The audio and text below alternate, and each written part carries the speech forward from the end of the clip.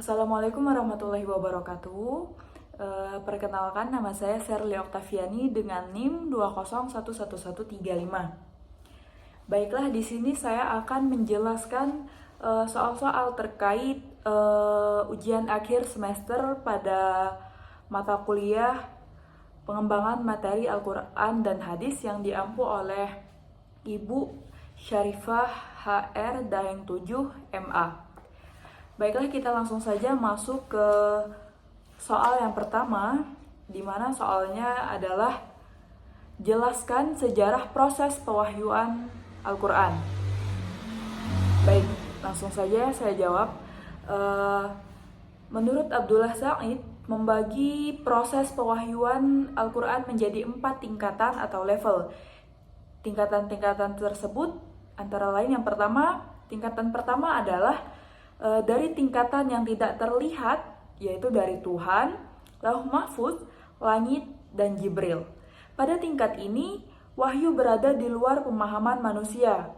Kemudian tingkat kedua adalah yang dilafazkan dalam konteks manusia, yaitu firman Allah Subhanahu wa Ta'ala ketika wahyu diucapkan oleh Nabi kepada masyarakat yang disesuaikan dengan kondisi-kondisi sosial dan historis yang beragam.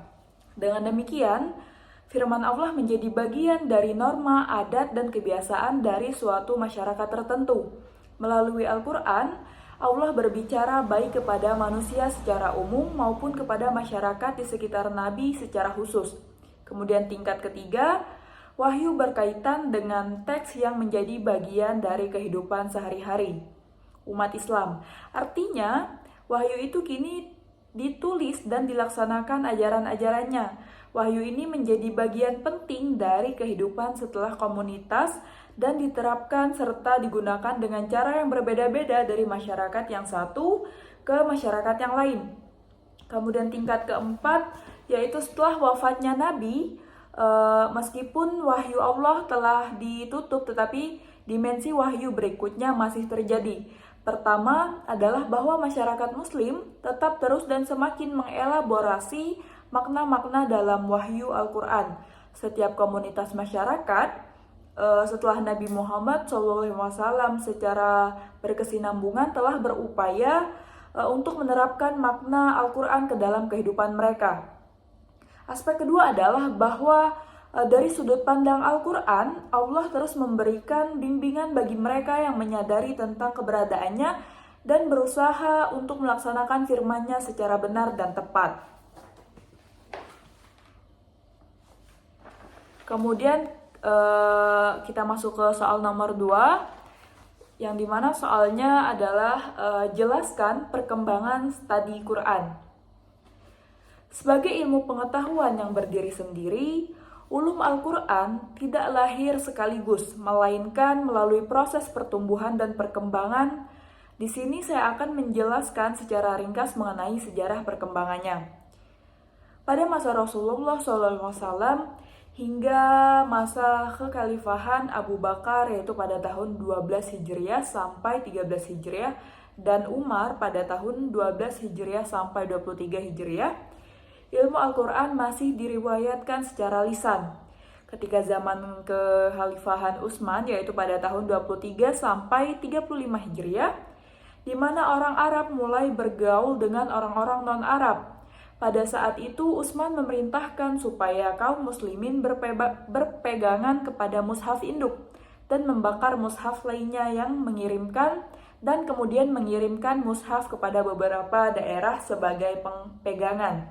Dengan demikian, usaha yang dilakukan oleh Utsman dalam mereproduksikan naskah Al-Quran berarti beliau telah meletakkan dasar ilmu Al-Quran. Selanjutnya pada masa kekhalifahan Ali bin Abi Thalib pada tahun 35 sampai 40 Hijriah, beliau telah memerintahkan Abu Al-Aswad Al-Duwali untuk meletakkan kaidah-kaidah bahasa Arab. Usaha yang dilakukan oleh Ali tersebut dipandang sebagai peletakan dasar ilmu i'rab Al-Quran.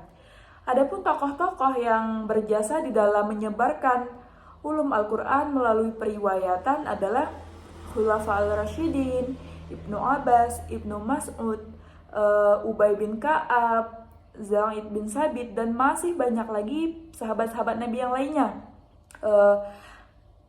Mereka inilah yang dianggap sebagai orang-orang yang meletakkan apa yang sekarang ini dikenal dengan ilmu tafsir, ilmu asbab an-nuzul, ilmu nasik dan mansuk, ilmu gharib Al-Quran, dan lain-lain. Pada abad kedua Hijriah, upaya pembukuan ulum Al-Quran mulai dilakukan.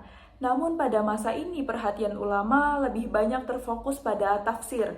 Pada masa selanjutnya, yaitu abad ketiga Hijriah, muncullah Muhammad ibnu Jarir al-Tabari yang menyusun kitab tafsir yang bermutu karena banyak memuat hadis-hadis sahih, ditulis dengan rumusan yang baik. Kemudian pada abad keempat Hijriah, lahir beberapa kitab ulum Al-Quran.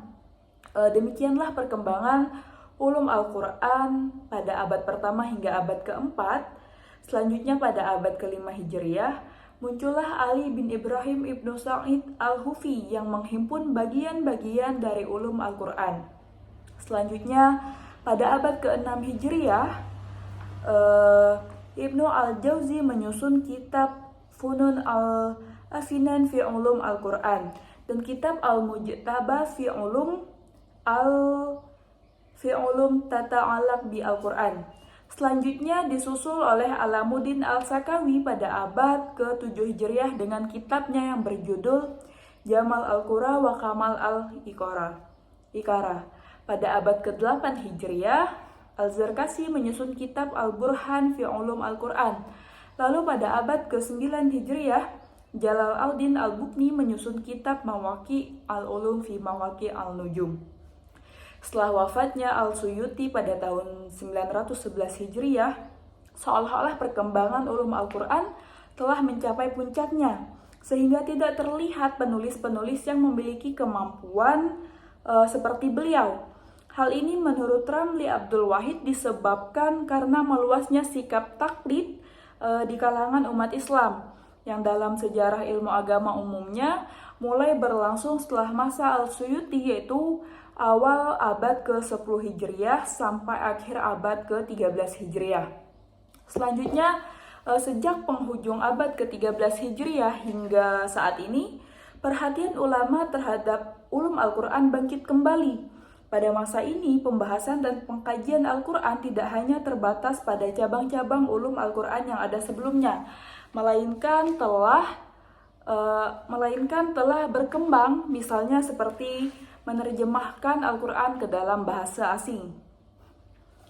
Sekian penjelasan mengenai perkembangan studi Quran. Selanjutnya masuk ke pembahasan soal nomor 3, yaitu jelaskan pokok-pokok ulum Al-Quran. Muatan-muatan yang dibahas di dalam ulum Al-Quran yang terpokok meliputi yang pertama ada ilmu mawatin al-nuzul. Dengan ilmu ini maka akan diketahui tempat, waktu, musim, awal ayat, dan akhir ayat. Kemudian yang kedua ada ilmu tawarik al-nuzul. Ilmu ini mengkaji tentang sejarah turunnya ayat secara mendetail. Dengan ilmu ini maka akan diketahui masa turun ayat, tertib turunnya satu demi satu dari awal turunnya, tertib turun surah sampai sempurna. Kemudian yang ketiga ada ilmu asbab an-nuzul. Ilmu ini menjelaskan tentang sebab-sebab turunnya ayat. Kemudian ada ilmu qiraat. Dengan ilmu ini dapat diketahui ragam bacaan Al-Quran yang diterima oleh Rasulullah SAW. Kemudian ada ilmu tajwid. Melalui ilmu tajwid ini, orang akan dapat mengetahui tempat mulai dan tempat berhenti dalam membaca Al-Quran. Sehingga pembaca akan tahu dengan pasti kapan harus mulai dan kapan harus mengakhiri bacaan. Kemudian ada ilmu gharib Al-Quran. Melalui ilmu ini kita akan mengetahui makna yang aneh, ganjil, dan tidak wajar dari yang biasanya, yang tidak terdapat di dalam percakapan sehari-hari. Kemudian ada ilmu i'rab Al-Quran. Dengan ilmu ini maka kita akan dapat menguraikan posisi lafaz dalam suatu kalimat, apakah sesuatu lafaz menempati posisi sebagai subjek ataupun objek. Kemudian ada ilmu wujuh wa al-nazair. Dengan ilmu ini maka seseorang akan dapat menentukan makna yang tepat dari berbagai makna yang muncul dalam suatu ayat. Kemudian ada ilmu muhkam dan mutasyabih. Dengan ilmu ini maka akan diketahui mana-mana ayat yang muhkam, yaitu ayat-ayat yang memiliki makna jelas, dan mana-mana ayat yang mutasyabih, yaitu ayat-ayat yang ambiguitas atau samar-samar yang memiliki makna ganda. Kemudian ada ilmu nasikh mansukh. Dengan ilmu ini maka seseorang akan dapat mengetahui mana-mana ayat yang diganti dan mana-mana ayat penggantinya. Jadi, dengan ilmu ini maka seseorang akan mengetahui hukum yang sebenarnya. Kemudian ada ilmu badi' Al-Quran. Melalui ilmu ini maka ayat-ayat Al-Quran akan diketahui sisi keindahan gaya bahasa Al-Quran, ketinggian sastra Al-Quran, dan keajaiban-keajaibannya. Kemudian ada ilmu ijaz Al-Quran. Dengan menggunakan ilmu ini, maka seseorang akan dapat menerangkan kekuatan susunan lafaz sehingga dipandang sebagai mukjizat karena dapat melemahkan pakar bahasa Arab pada saat itu. Kemudian ada ilmu munasabah. Dengan ilmu ini maka akan diketahui keserasian ayat-ayat surah-surah yang ada di dalam Al-Quran. Kemudian ada ilmu aqsam Al-Quran. Dengan ilmu ini maka orang akan mengetahui maksud dan tujuan dari sumpah yang ditanyakan oleh Allah Subhanahu wa taala. Kemudian ada ilmu amsilah Al-Quran. Dengan ilmu ini maka orang akan mengetahui perumpamaan-perumpamaan yang terkandung di dalam Al-Quran. Kemudian ada ilmu jadal Al-Quran. Dengan ilmu ini maka akan diketahui tentang perdebatan-perdebatan yang terjadi di dalam Al-Quran. Kemudian ada ilmu adab al-tilawah. Dengan ilmu ini maka akan diketahui tentang tata cara pembacaan Al-Quran dan sopan santun di dalam membacanya. Itulah pokok-pokok yang terdapat di dalam pembahasan ulum Al-Quran. Kemudian kita masuk ke soal nomor 4 yang soalnya jelaskan metode tafsir maudhu'i dan berikan satu contoh ayat beserta tafsirnya.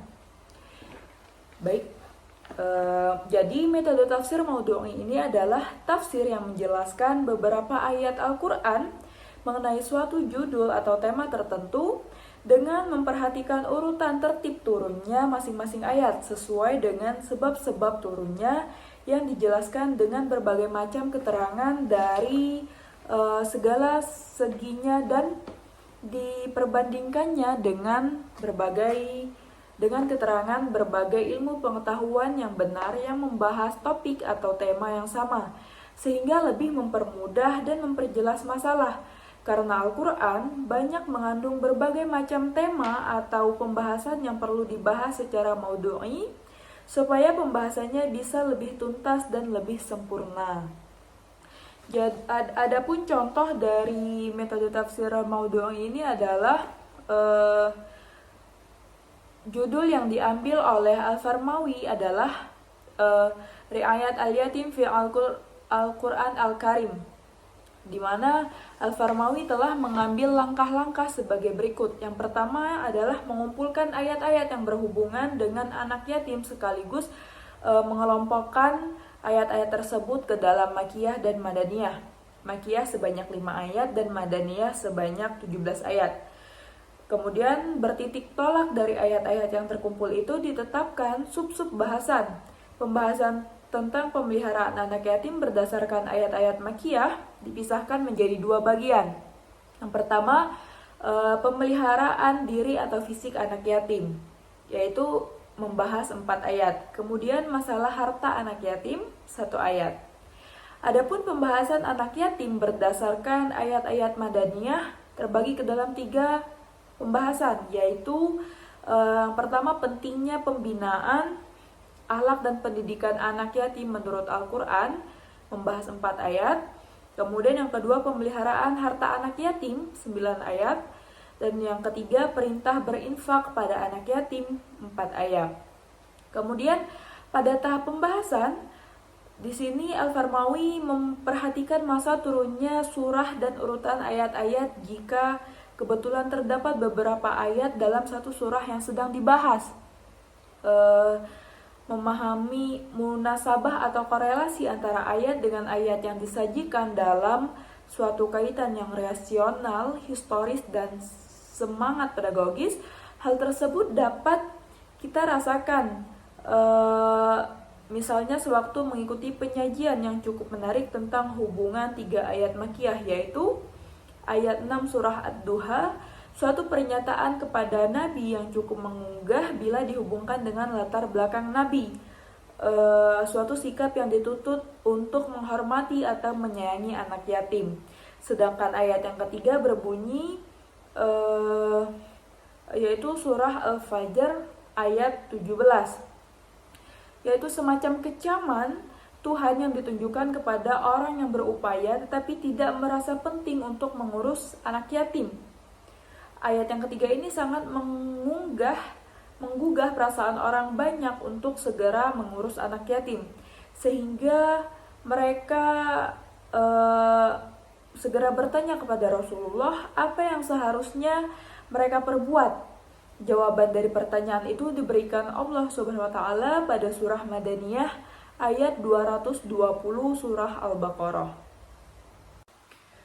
Secara keseluruhan, pembahasan tersebut tertuju pada usaha menemukan jawaban oleh ayat terhadap masalah anak yatim. Dalam contoh ini kita hanya menemukan penjelasan-penjelasan yang diperlukan untuk keperluan penekanan tertentu. Penjelasan tersebut ada kalanya dengan menemukan hadis Nabi, kutipan-kutipan atau pendapat mufasir sendiri, antara lain yaitu seperti memberikan penjelasan mengenai firman Allah dalam surah An-Nisa ayat 5. Di sini Al-Farmawi menerangkan bahwa pemakaian kata fiha bukan minha pada ayat ini menunjukkan bahwa pemeliharaan yatim hendaklah membiayai kehidupan anak yatim asuhannya yang bukan diambil dari harta asal, akan tetapi dari harta asal anak yatim yang diamanahkan kepadanya. Kemudian kesimpulan yang didapat adalah bahwa menggambarkan masyarakat Islam yang bersatu dan saling menolong seperti sebuah bangunan yang kokoh atau laksana sebuah tubuh. Masyarakat yang bebas dari dengki dan tidak mengabaikan kehidupan dan nasib serta pendidikan anak yang tidak punya ayah. Hal itu sekaligus menutup pintu terhadap kerusakan masyarakat. Kemudian kita masuk ke soal nomor 5, yang dimana soalnya jelaskan perkembangan hadis setiap periodenya. Sejarah perkembangan hadis pada periode pertama dimulai pada masa Asyir al-Wahyi wa al-Takwin. Masa ini merupakan masa wahyu turun dari Nabi Muhammad SAW. Pada masa ini, pusat studi hadis masih berpusat kepada Nabi Muhammad SAW. Karena masa ini merupakan masa di mana Nabi SAW masih ada. Begitu juga pada periode kedua. Periode ini tergolong pada masa sahabat. Pengertian tentang sahabat atau batasan tentang sahabat menjadi perdebatan para ulama. Pada masa ini oleh para ulama dianggap sebagai masa yang menunjukkan adanya pembatasan periwayatan. Dalam hal tradisi periwayatan, para sahabat masih bisa secara langsung berdialog pada Nabi Muhammad SAW. Sehingga bila terjadi kesalahan penukilan, maka atau kekeliruan pengucapan atau kekurang pahaman terhadap makna teks hadis, maka dapat dirujuk kepada Nabi Muhammad SAW.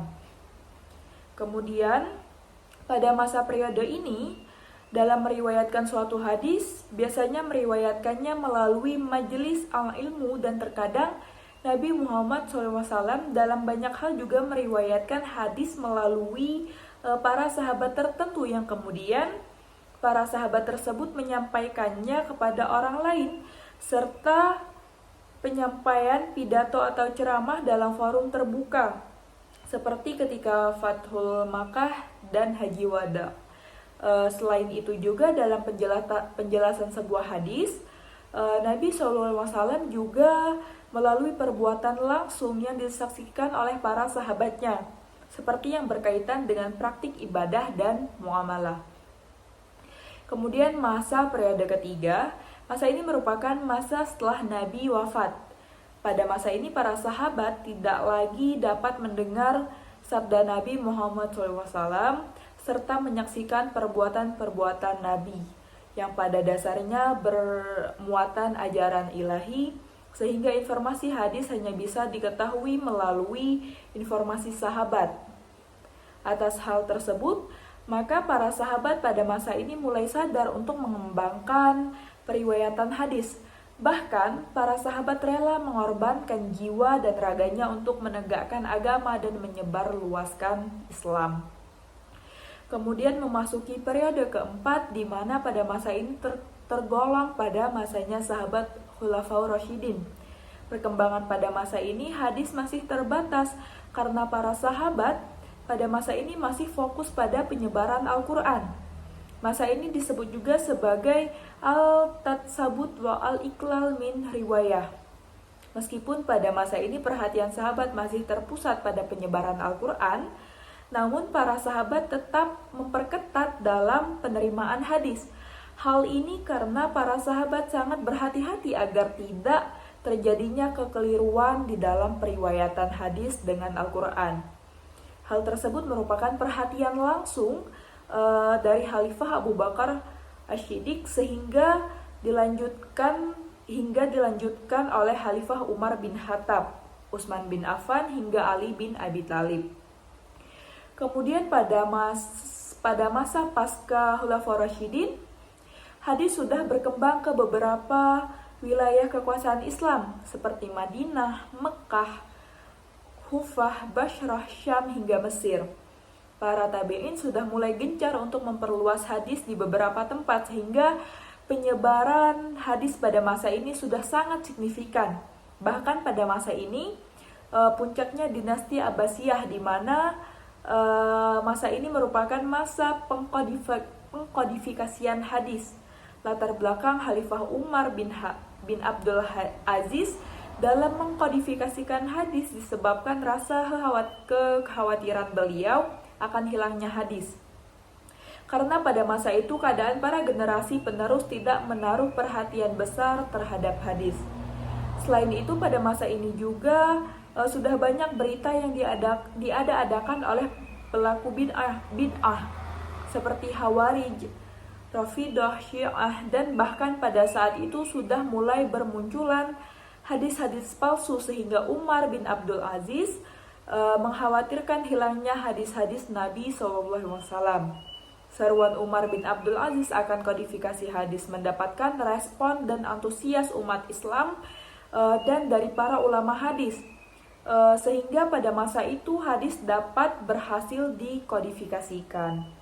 Kemudian setelah hadis selesai dikodifikasikan, sejak abad kedua di bawah kepemimpinan Khalifah Umar bin Abdul Aziz, para ulama berupaya untuk mengembangkan studi hadis dengan pola penyeleksian hadis, sehingga pada masa abad ketiga menjelang abad keempat Hijriah, mulailah bermunculan beragam kitab hadis yang begitu luar biasa, seperti kitab Sahih Al-Bukhari karya Imam Bukhari, Sahih Muslim karya Imam Muslim, dan beberapa kitab sunan seperti Sunan Abu Daud, Sunan Al-Tirmizi, Sunan Al-Nasa'i, Sunan Ad-Darimi, Sunan Sa'id Ibnu Al-Mansyur. Masa ini merupakan masa kesungguhan di dalam penyaringan hadis, di mana para ulama berhasil memisahkan hadis-hadis dhaif dari yang sahih dan hadis-hadis yang mauquf dan maqtu dari yang marfu. Kemudian memasuki masa pra-kontemporer, mulai merambah pada sebuah disiplin ilmu yang mapan. Berkembangnya studi hadis pada masa ini disebabkan dengan munculnya beragam disiplin-disiplin keilmuan yang bersinggungan dengan budaya serta bangsa lain yang telah mendorong upaya pembukuan masing-masing disiplin ilmu itu sendiri. Dan dari sini setidaknya dapat diketahui bahwa pada masa ini terdapat dua pembagian dalam ilmu hadis, yaitu ilmu hadis riwayah dan ilmu hadis dirayah. Selanjutnya memasuki era kontemporer, pada awal masa periode ini perkembangan studi hadis hanya berkutat biasa saja tanpa adanya sebuah kemajuan. Hal ini mungkin yang menjadi penyebabnya adalah dominasi masyarakat Islam kala itu sudah terhegemoni dengan budaya era pasentris, sehingga umat Islam masih saja bersikap pasif terhadap kajian hadis. Kemudian terakhir, memasuki era digital. Melihat perkembangan hadis di era sebelumnya yang tidak begitu signifikan, maka perkembangan hadis mulai digalakan kembali oleh para ilmuwan hadis dengan sebuah kemasan yang menarik.